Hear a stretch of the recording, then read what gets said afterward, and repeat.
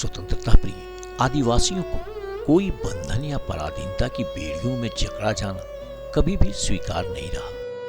यही कारण है कि सबसे पहले जंगलों से ही विदेशी आक्रांताओं एवं दमनकारियों के विरुद्ध उनका संघर्ष देश के स्वतंत्र होने तक निरंतर चलता रहा। आज हम कह सकते हैं कि जंगलों के टीलों से ही स्वाधीनता की योजना का आरंभ हुआ। ये प्रकृति पुत्र हैं, इसलिए जंगलों से ही स्वतंत्रता का अलख जगाया। ऐसे प्रकृति प्रेमी आदिवासी क्रांतिकारियों की लंबी श्रृंखला है।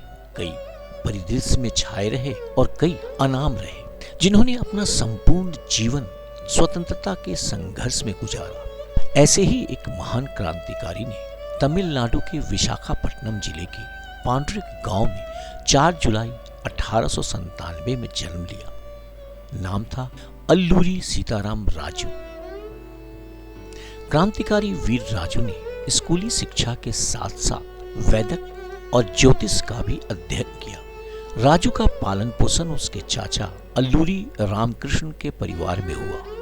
पिता अल्लूरी वेंकट राम राजू ने बाल अवस्था में ही सीताराम राजू को क्रांतिकारी संस्कार दिए और बताया कि अंग्रेज ही हमें गुलाम बनाए हैं जो देश को लूट रहे हैं।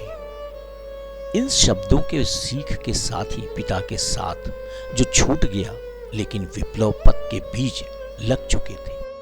युवावस्था में आदिवासियों को अंग्रेजों के शोषण के विरुद्ध संगठित करना शुरू किया, जिसका आरंभ आदिवासियों का उपचार और भविष्य की जानकारी देने से होता था।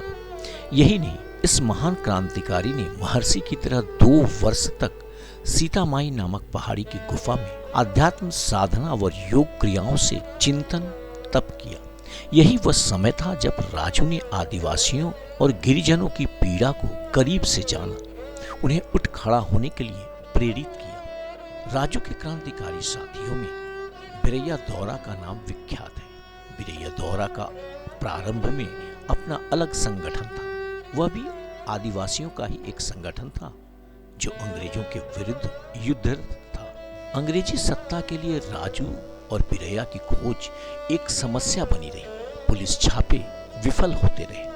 अंग्रेजों ने उसे पकड़वाने के लिए 10,000 रुपए नगद इनाम का ऐलान किया। नेताजी सुभाष चंद्र बोस ने राजू के लिए कहा था, देशवासी उस अप्रतिम योद्धा के सम्मान में विनत हो। उसकी समर्पण भावना, देशानुराग, असीम धीरज और पराक्रम गौरव गरिमा मंडित है। सीताराम राजू के संघर्ष और क्रांति की सफलता का एक कारण यह भी था कि आदिवासी अपने नेता को कभी भी दगा नहीं देते, उनके साथ विश्वासघात करना नहीं जानते। आंध्र के रंपा क्षेत्र के सभी आदिवासी राजू को भरसक आश्रय समर्थन देते।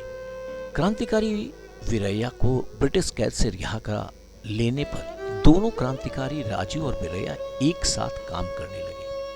अब राजू की शक्ति दुगनी हो चुकी थी। 2 अन्य क्रांतिकारी नाम मल्लू दौरा और गाम गंटन दौरा भी राजू के दल में आ मिले। इनके छापामार युद्ध से अंग्रेज दमनकारी त्रस्त हो उठे। राजू अनेक वर्षों तक अंग्रेजी सत्ता को चुनौती देते रहे। क्रांतिकारी सीताराम राजू ने आंध्र क्षेत्र के सैकड़ों नौजवानों में क्रांति की अलख जगाई। आंध्र के इतिहास में यह प्रथम संग्राम था। क्रांति पथ का पथिक बन क्रांतिकारी राजू ने अपना संगठन खड़ा करने के साथ उत्तराखंड के क्रांतिकारियों से संपर्क किया। यही नहीं, गदर पार्टी के नेता बाबा पृथ्वी सिंह को दक्षिण भारत की राजमहेंद्री जेल से छुड़ाने का भरसक प्रयास किया। सीताराम राजू गुरिल्ला पद्धति से युद्ध करते और पहाड़ियों में अंतर्ध्यान हो जाते। गोदावरी नदी के पास फैली ये पहाड़ी राजू और उनके साथियों की आश्रयदात्री व प्रशिक्षण केंद्र दोनों थी। यहीं से युद्ध के गुर सीखते, अभ्यास करते व आक्रमण की रणनीति बनाते। इसी जगह को रंपा कहा जाता था। राजू द्वारा चकमा देकर पहाड़ियों में विलुप्त हो जाने की वजह से अंग्रेज उन्हें रंपा फितूरी कहते। आंध्र की पुलिस राजू के सामने व्यर्थ साबित हो चुकी थी। अंत में केरल की मालाबार पुलिस के दस्ते राजू के पीछे लगाए गए, क्योंकि उन्हें पर्वतीय इलाकों में छापे मारने का अनुभव था। 12 अक्टूबर 1922 को नल्लई मल्लई की पहाड़ियों की घाटियों में ये दस्ते रवाना किए गए। मालाबार पुलिस फोर्स से राजू की कई मुठभेड़ें हुई। इनमें मालाबार दस्ते को मुंह की खानी पड़ी। उसके बाद भी पुलिस राजू को गिरफ्तार नहीं कर सकी। 6 मई 1924 को राजू के दल का मुकाबला सुसज्जित असम राइफल से हुआ, जिसमें उसके साथी शहीद हो गए, पर राजू बचकर निकल गया। 7 मई 1924 को जब वह अकेला जंगल में घूम रहे थे, तभी एक अंग्रेज अफसर की नजर राजू पर पड़ी। पुलिस दल ने राजू पर पीछे से गोली चलाई। जख्मी होकर वो गिर पड़े। तब राजू ने स्वयं अपना परिचय देते हुए कहा, मैं ही सीताराम राजू हूं। गिरफ्तारी के साथ ही यातनाएं शुरू हुई। अंततः उस महान क्रांतिकारी को नदी किनारे ही एक वृक्ष से बांधकर गोलियों से भून दिया गया। एक क्रांतिकारी की इससे श्रेष्ठ शहादत क्या हो सकती थी।